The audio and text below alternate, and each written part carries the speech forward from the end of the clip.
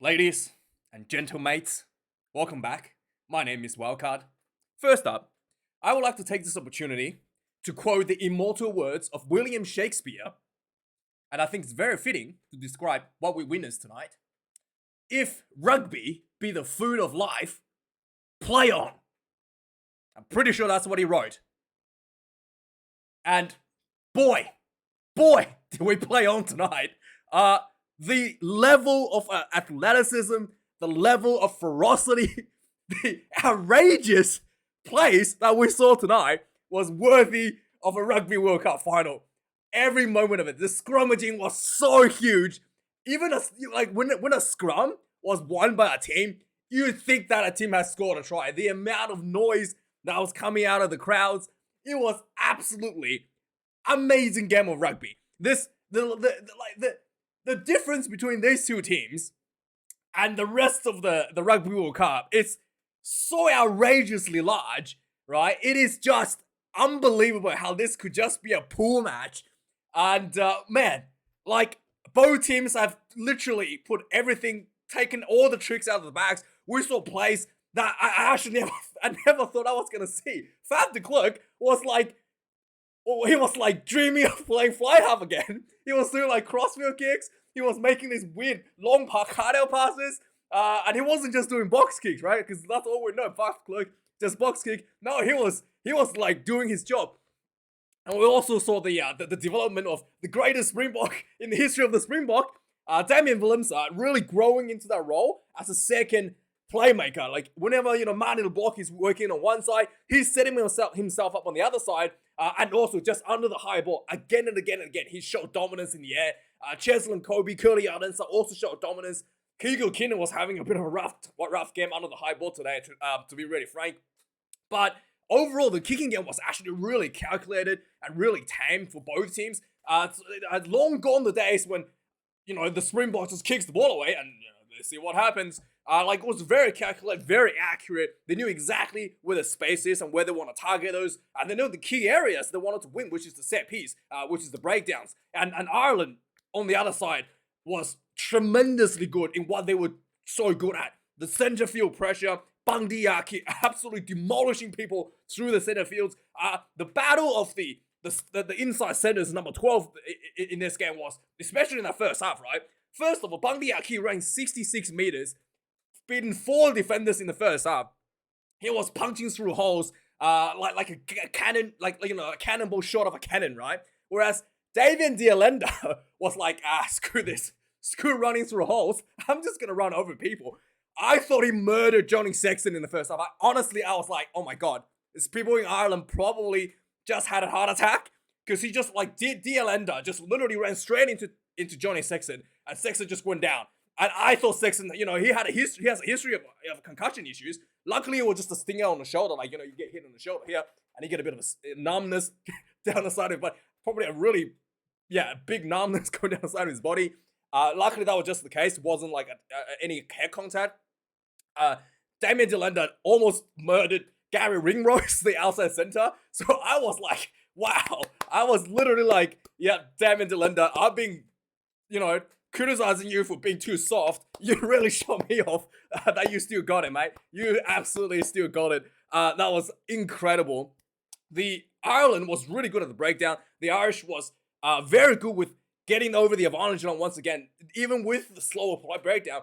The rush defense, right, from the Springboks, the first time I've seen another testing was able to diffuse that was just really good, timing, just really good timing passes from Sexton, from from Sexton, from Ringrose, from the playmakers in the Irish team to get around the rush defense. They didn't have to rush the pass and get there.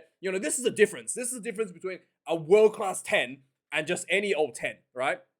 Any old 10 will see, a rush defense coming up. I better pass the ball quick, otherwise my outside center or my inside center is going to get smashed there. So I better get my ball to the center quickly so they have more time to get rid of the ball. That's the logic of an average 10. With Johnny Sexton, it's not about getting the ball quickly. It's about finding the right options and timing that pass so that the defense either shoots itself, which happened a few times. The defense just gets up to the face and then was too fast, essentially, and then he just a delay pass to get the ball safely to his players, or he just find the right, just delay that tiny bit of time and sees that the mismatch out wide and just gets the ball over the top. Just that little bit of a timing difference, like it shows just experience, just talent. The why Johnny Sexton is still the best fly half in the world at 38 years of age. Like the first time ever, not only that the Irish was able to go forward against the rush defense, but they were able to use the rush defense against them, which that the Springboks has, again and again and again putting pressure on the All Blacks, Wallabies, what's his name, Scotland and Argentina. All of these teams were literally faltered under the pressure of the rush defense, and Ireland was able to easily maneuver over it with that talent out of Johnny Sexton. The scrummaging I thought was really even in the first half. There were some technical issues in the scrummaging. I do think that the referee was a little bit 50-50 when some of the scrum penalties. It did look like Porter was hinging, especially in the first half against Malherbe. And then Ben O'Keefe was kind of like 50-50 on those calls. I did think that the Porter was literally like very obviously hinging, which means hinging means he's pulling the scrum down. Like his hip is higher than his shoulders and he's collapsing the scrum and making Malherbe flatten himself. So I thought that was a bit of a weird call from the referee there a few times. When the bomb score came on, obviously immediately penalty against Porter and Ty Furlong, which is the strategy of the Springboks always wanted, the timing push early in the second half to get that early penalty on the board. But later in the game, the reserve Irish players came on, kind of show that difference of the freshness between the two scrums, got the penalty back in the dying stage of the game to get that final 3 points on the board for Ireland. It was just absolutely tremendous battles between both teams in that scrum set piece. Absolutely outstanding. The lineouts, the Irish lineout was really horrendous in the first half. They lost 5 lineouts in the first half, and I think 1 or 2 in the second half as well. How many was the lineout lost overall? 6, yeah. So 1 second half, 5 in the first half. Literally the first 5 lineouts Ireland have all lost due to poor timing issues, due to getting spoiled by the Springboks. And and it was it really took Sheehan to come off the bench, right? Dan Sheehan to come off the bench to really set that line out, kind of like find some more stability in the second half. Something that the Irish players, the Irish coaching staff have to take a very close look at in that regards. Obviously for the Springboks, the biggest issue once again it surfaced, that big question: goal kicking. Yeah, goal kicking. Faf de Klerk's dream of becoming a world-class fly half seems to be snuffed out tonight. He had 2 long-range goal kicks, 50 out, and just pushed it to both times. One time hit the goalpost, and the other then completely pushed it wide. I think it's just a technique issue. He definitely has the legs, just the technique issues, and and man in the block missed a couple as well. Overall, the number of goals that was missed by the Springboks is more than the difference of the score, right? Look, conversion missed and 3 penalties. So if they had got those, the score would have been in favor of the Springboks. And here comes the question, right? Is Handré Pollard the answer to the Springboks team? Or is, you have to just really try to get man in the block in a better shape and, forget about those 50 plus goal kicks where Faf de Klerk took, and just make sure that man in the block gets the close ones in a more consistent basis. I don't know. It's a question up to the management to look at, for the management to answer. By the way, if you're wondering why the Springboks weren't going for the lineouts, weren't going for going for those 50 plus meter goal kicks, they wanted to see if Faf de Klerk can handle it. They wanted to test it, and the cameras actually, I'm glad they showed the Springboks had the traffic lights showing from the coaching box, which means that was not a decision by the captain on the field. That was the decision by the management, by Rassie Erasmus wanted to see if Faf de Klerk can get those, and to decide whether or not Handré Pollard is needed in future rounds for the team. Now we're gonna have we're gonna have some very serious talk here right now. Okay, there is an incident in the game that absolutely should have been stamped out by the Springboks management. I'm pretty sure the players had a chat with this in the incident amongst each other as well. Ox Incha putting his foot on Van der Fleer's hand. He got away with it. He got away with it without being conceding a penalty or a yellow card. But he knew exactly what he was doing, and like there's absolutely no doubt about it. He knew exactly what he was doing. Van der Fleer was holding on his leg, as he shrugged his leg free, he plants it straight down on his hand. This was, his own teammates had a chat with him on the field, but this needs to be absolutely stamped out by the management. This is absolutely, like, I have not seen, Springboks do this since, like, Skulk Burger eye gouging people, but, that's long gone days from the Springboks. You don't need that today to it's absolutely it's stupid. Like, the easiest way to get yourself eliminated from the Rugby World Cup is getting a yellow card or a red card. If that was, you're lucky that was Ben O'Keefe and Brandon Pickerel, that was the TMO, both New Zealanders, because they're pretty lax on these sort of things. They don't like to call on these sort of things, because that's, like, basically how Super Rugby, like, if there's, like, a doubt, 50-50 doubt, they would just, like, ignore it. Like, that's basically how a lot of these Super Rugby referees, if that was an English referee, forget about it. You are 100% going to the bin. Like, Encha, you're 100% going to the bin there. There was, like, you were so lucky you got away with that.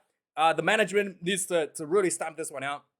And his teammates had a word with him on the field. There was a lot of chatter around him after this incident. And I'm sure, like, it's really just, like, it's really, really stupid. That is easiest way to get yourself eliminated from the Rugby World Cup.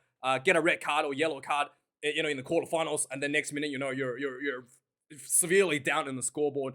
And that's disappointing to see from the team. And also, obviously, with the injury to Malcolm Marx, is Dion Fourie an issue with the lineouts? There was one lineout that was really close to the try line, and Dion Fourie missed the throw. It was not straight, and there was another one right at the dying stages where the ball didn't come out. So again, is there some is there an issue with the hooker ripping the ball out from the maul? Is there a setup issue there with the team? Like, who's going to be the hooker? Because you obviously have Van Staden as a hooker and Dion Fourie as a hooker. Technically, Van Staden is technically a hooker as well, but listed as a hooker as well. So is there an issue there where there is a lack of clarity who should be getting the ball in that situation, leading to the maul collapsing or getting out? Because obviously if this was Bungi Bunabi and Malcolm Marx, that wouldn't have been an issue. So I get something that the management really need to work that out as well for the Springboks. So yeah, let's have a look at some of the stats we've already alluded to. One try apiece, 377 run meters to 226. Surprisingly, the Boks actually have more run meters. These stats are, by the way, pulled straight off. It's Rugby Australia pulling straight off the Rugby World Cup website. So if you think this is wrong because the post match showed like 600 run meters, it's because the post match run meters are probably wrong. Okay, so that's my take, because this is straight out of the Rugby World Cup website, like official website. So if you go this, you can check that up if you don't believe me. But yeah, I only use this because it's just nicer. Like, it's not a bloated mess in the Rugby World Cup website. But yeah, it's just Don't blame me on this, okay? Don't blame me. It's World Rugby's problem, okay? And next up, so defenders beaten. So Springboks actually has more efficiency in their attack. 23 defenders beaten to Ireland's 19. Like I said, Ireland was able to defuse the rush defense and getting over the advantage line by going over the top a lot. And, they don't really have to beat defenders to get over the advantage line. Whereas I did think that the Springboks did really well this game. Another kind of like, tool that's out of the box with their little short ball offloads between the forwards to get over the little, to punch themselves through the little holes. Something that we haven't really seen from the Springboks a lot as well, which done really well by Achi Snyman in the second half. I thought Manny in the block, finding him through little gaps in the second half. So yeah, again, the Springboks attack looked really, really much better than what we were expecting from end of last year. Essentially, there was a lot more variety in the way that they were attacking, and the offload game is definitely improved a lot. Turnovers conceded 18 against the Springboks, 12 against the Ireland. The breakdown pressure was tremendous from both teams. I do think that Irish was probably slightly better at the breakdown as well, getting those turnovers. 9 turnovers, the breakdown for Ireland, 3 against the Springboks. So the turnovers conceded, I think this includes drop balls. So it's not just breakdowns, whereas this one is actual breakdown turnovers. Tackles count, 131 for the Springboks, 19 missed tackles, 120 for Ireland, 23 missed tackles, so pretty much identical. Kicks in play, 16 for the Springboks, 20 for Ireland. So both teams very calculated in those kicking games. Damien Valimsa was just, I thought the decision making from him, usually he defaults to kick the ball away when he gets the ball, usually. He has, made the decision to run the ball when he sees the space, made the decision to spin the ball wide for his teammates. At times, I thought was really, really good. I was really like impressed by how good Damien Willemse managed those situations instead of just a one-dimensional kick the ball away and I'll try to get it under it and get it back for the team. He stopped doing that, which is really, really, really good to see. Drop goals, there was one drop goal that was charged down, which led to a penalty. If the scrum, there was a really unfortunate I guess not accident, unfortunate for the Springboks. The ball was actually charged down. Ended up in goal. Lineouts, 2 lineouts lost against the Springboks out of 8. 6 lost against Ireland out of 12. Again, the 2 was both in the second half, I think. Dion Fury, definitely not stray, was one, and I think there was one that was stolen by. I think there was definitely one that was stolen. I think it was stolen by James Ryan, like early in the second half, I think it was. So there was a little bit of that, but the first half lineout was horrendous for Ireland. Lost just about everyone. You're surprised that Ireland wasn't further back in scoreboard after losing so many lineouts. Like I said, scrum was pretty evenly matched, 50-50 in both ways. I do think that there was a definite win for the Springboks when Uncha came on in the second half, immediately made an impact, and then there was a definite win for the Irish right at the dying stage when the reserve props matched up against the Springbok reserves and got the penalty there right in front of the goal post. Penalties considered 11 against the Springboks, 9 against Ireland. Not too crazy for either teams, but yeah, just really, really a lot of these penalties were like breakdown penalties, sort of forced errors from the high contest that we witnessed today. So let's go through some of the key moments of the game. So right from the kickoff, I thought this was really weird. Instead of your typical just box kick the ball out, Faf de Klerk decided to do like some trick play inside his own 22. I was like, oh my god, Faf de Klerk is having visions of him playing fly half for the All Blacks, right? And then he throws the ball out, a long ball out to Cheslin Kobe, and I was too far and went down the sideline. This was right from the kickoff. Now Ireland had an opportunity for a line out inside the Springboks 22, and I was like, "What are you doing, Faf? What's going on?" But luckily, the Springboks was able to defuse that. Not too much of an issue. There was a penalty early on as well, and Ireland didn't just go for the 3 points. They went for the corner. Another botched throw, and it was just like, and then there was a quick kick down the field by Cheslin Kobe, and then Faf de Klerk was getting like a quick ball as well, and he tried to do a crossfield kick and it landed in Arden's hand, and it was looking so dangerous. Again, Faf de Klerk having those visions of him playing as a playmaker, still flooding in his mind, doing these trick plays. I was, luckily this kind of paid out for him, but I was like, what's going on, Faf? Are you okay? 4 minutes into the game, there was a penalty against the Irish, and Springboks goes for the goal. So Ireland has early opportunities. They didn't go for the goal. Springboks goes for the goal. The ball kicks this one. 3-0 for the Springboks. And it looks like the box kicking wasn't going to be an issue because this was a nice little kick for him. There was 8 minutes in, there was a scrum where Ty Furlong went down, but it wasn't a penalty for some reason. I thought it looked like he pancaked. 11 minutes into the game, there was a 4th line-out loss by Ireland. Again, really good position in the South African half. Gets stolen again. 12 minutes into the game, there was a nice little screenplay by Ireland. The ball kind of just gets looped behind to Sexton. Sexton held the ball a little bit, goes to Ringrose. Ringrose again, just a little double pump over the top to Keenan. That was just bolting down the sideline. The Irish were so close, were just like meters short, leading to a knock on, and then a scrum. The scrum was penalised against Ireland for engaging early. Yeah, so there was a bit of a timing issue there as well. Only 50 minutes into the game, we got a water break already. I was like, okay. So after this, Damien D'Alenda had a bit of a decision to make to run. He wanted to show the world just how good he actually is. He runs over Ringrose and basically had him taken off the field for a HRA. And then pretty much a few minutes later, he runs over Johnny Sexton and made the entire Irish nation have a heart attack. But yeah, with all this pressure that was applied by the Springboks, who were really close to the try line multiple times, and just little handling errors right in front of the goal line, leading into that into the not leading into unconverted points in those opportunities. There was a scrum on 22 minutes into the game, right in front of the Irish goal line for the Springboks. Again, Faf de Klerk is showing like is showing that his visions of playing, his dream of playing the fly half. He gets the ball out of the scrum, kind of fakes going one left hand side, and he just like puts a foot down and went for the right hand side. A nice, really nice short ball to Jesse Krill. Jesse Krill gets over the advantage line like 1 meter short. He tries to pop the ball back to Sia Khaleesi. It looked like if Sia had caught that, it would have been a try, but he drops the ball again. Really, just a little bit of execution, clinical, like tidying that up would have been a try right there. 26 minutes into the game, there was a very clear hinging, in my opinion, should have been against Porter. It looks like he pulled down Mount Herber, but referee said it was fine, just played on. Like referee just didn't even give a penalty, just kind of like get the ball out and just get it going. Should have been a penalty there.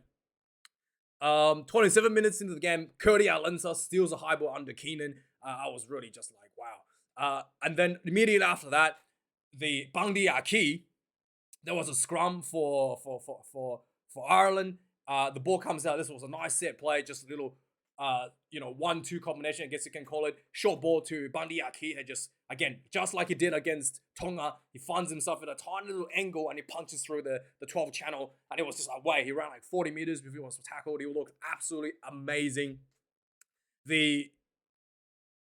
After this, there was a penalty against the Springboks, and once again, Ireland opted to go for the line out.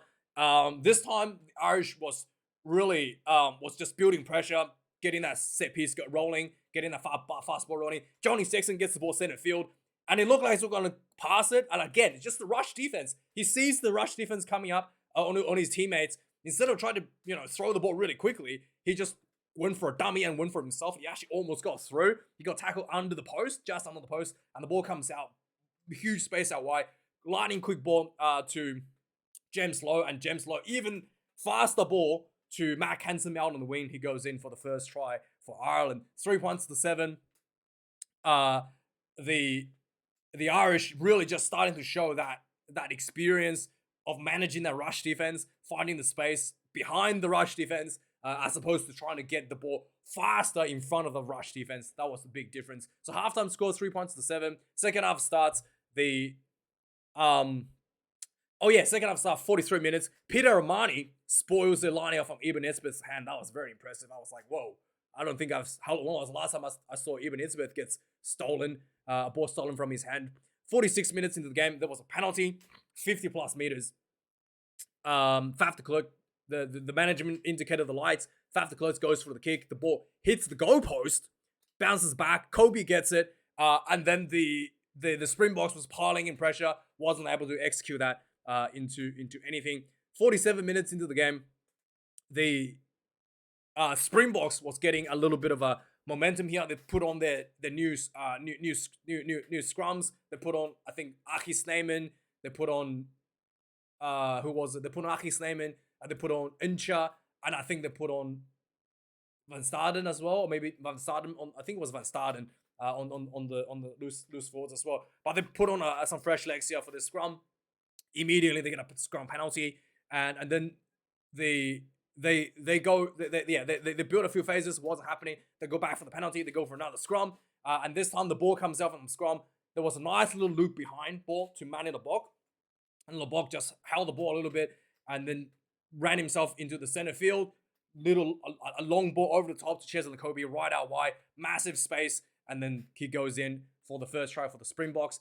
8 points to 7. This wasn't too big difficult of the kick for Lebok, but he misses this one. So 8 points to 7 for the Springboks. 51 minutes into the game. 57 minutes into the game. This is where Incha stood on the hand of Josh Van der Fleer. I think Josh Van der Fleer actually dislocated his finger right from the kickoff. So it sounded like the referee was saying that there was a dislocation of the finger. He just had his finger taped and played on. So maybe, yeah. So Incha was standing on that. Van der Fleer was protesting. There was a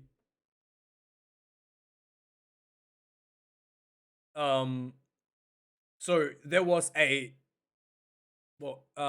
57 minutes of the game. there was a scrum penalty to Ireland right in front. Andrew Poyota completely demolished Malherbe in this one.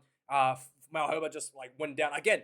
I think this could be interpreted in both ways. You can't either interpret that Malherbe slipped and pancaked, or you can interpret that Porter pulled him down. So the referee saw as Malherbe like pancaking, flattened on the ground, went flat on his stomach.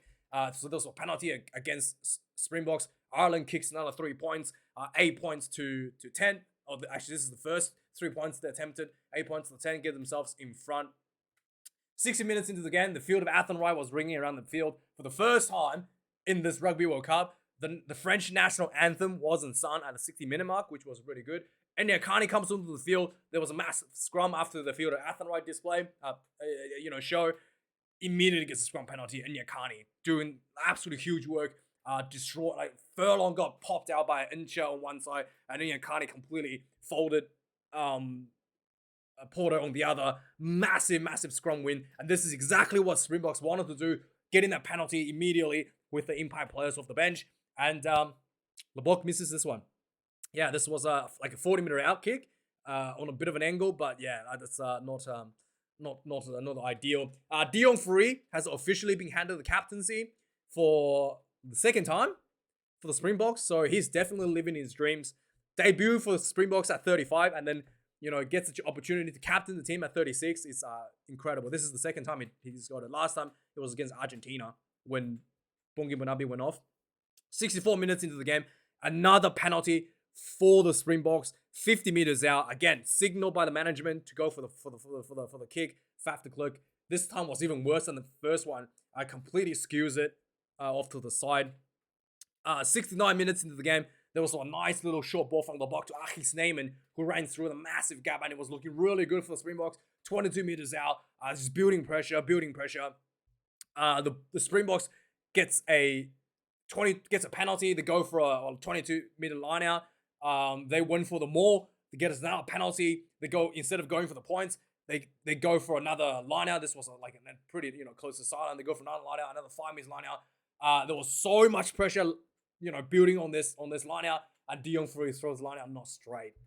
Yeah, that was very disappointing for everybody. The 74 minutes into the game, there was a very unfortunate, play for the Springboks. The Crowley is on the field, and the Irish was getting some really good field position inside the South African 22. Crowley was tried for a drop goal, and it gets charged down, but not quite charged down. The ball was charged down, and it was still going, towards the goalpost. The ball kind of bounced near the goal, in goal, and then Damian Willemse grounds the ball in the goal, not realizing the ball was charged down. So this ended up being a 5-meter scrum for Ireland. So that was a really unfortunate play for Willemse there. So the scrum goes in, penalty against Springboks for unstable. That's the quote from the referee, for unstable for the Springbok scrum. So obviously there was an early push from the Springboks before the ball went in, and then Ireland decides to take the 3 points. Crowley pumped this one through, and I was the ball was really low on the ground where Crowley was placed on the tee. So I was wondering if Crowley was actually going to get the height to get the ball through, because he was really close to the goalpost. But sure enough, he got just over the goalpost. But it was looking like the ball was literally sitting flat on the ground. And I was wondering that he's even going to get the height. But yeah, he gets that quite easily. The scoreboard ticks up to 8 points to 13. 79 minutes into the game, Springboks gets a penalty. And it looks like this is it. They can get a try to level the game and convert it to win the game. So they go for the line out, 8 meters out from the Irish line. The line out comes out. They set up the maul again. It was really messy, this maul. Ty Byrne was able to kind of swim himself around essentially, and then just kind of wrap the maul without detaching himself. He was able to swim himself through. The maul was really loose. Nobody knows where the ball is. They wrap the ball up. The maul goes down, and Cobus Reiner digs into the ball, desperately trying to get the ball out, and the referee's was calling, where is the ball? And then issue that the ball wasn't coming out, turnover, and just at the same time as Reinach kicked the ball out. So I thought it was maybe a little bit unlucky by Reinach. If he had showed the ball to the referee a little bit sooner, would have been fine, but he was just a little bit too late. The referee said, no, ball's not coming out. That's a turnover, and end of the game for a win for Ireland. So now we're in a bit of an interesting situation. If luckily the Springboks got a bonus point in this game, if they had actually lost the bonus point, not get a bonus point, then it would be very, very scary. So now we're in a situation where Scotland, mathematically speaking, could potentially eliminate the Springboks if they get if they beat all of their games, which includes Ireland. They have still 3 games to play for Scotland. If they win all 3 games with a bonus point, including beating Ireland with a bonus point, so scoring 4 tries, depends on the score difference between depends on the point difference. There is a weird chance that the Springboks might get eliminated if somehow Scotland is able to score a lot of points against Tonga and what's his name, and Romania. So there's a mathematical chance that could happen. Yeah, so who knows? It's the Rugby World Cup. Anything can happen, but it's very unlikely. The Scotland has basically 3 matches coming up back to back in the next 3 weeks, and then with Ireland finishing off right at the end of it, it's gonna be very difficult for them to get bonus point win over Ireland. But it's possible, and depends on the point difference. They could potentially eliminate Springboks, and there's also a weird possibility if Ireland don't get a bonus point loss, they actually could get eliminated instead of if Scotland beats Ireland and Ireland don't get a bonus point, losing bonus point, then Ireland could potentially get eliminated in that situation, and the Springboks will make it through. Yeah, there's some weird math going on here. So who knows? It's the pool of death. Expecting something to happen. And anyway, guys, thanks for watching this video. Like, comment, subscribe. I do appreciate everybody supports me financially, and it's I'm very grateful with your hard-earned money. And yeah, I'm glad that you enjoy my content, and thank you for watching. Have a nice day, guys. Hopefully I don't have to myself tomorrow after the Wallabies match, but thank you for watching. See you guys tomorrow. Cheers.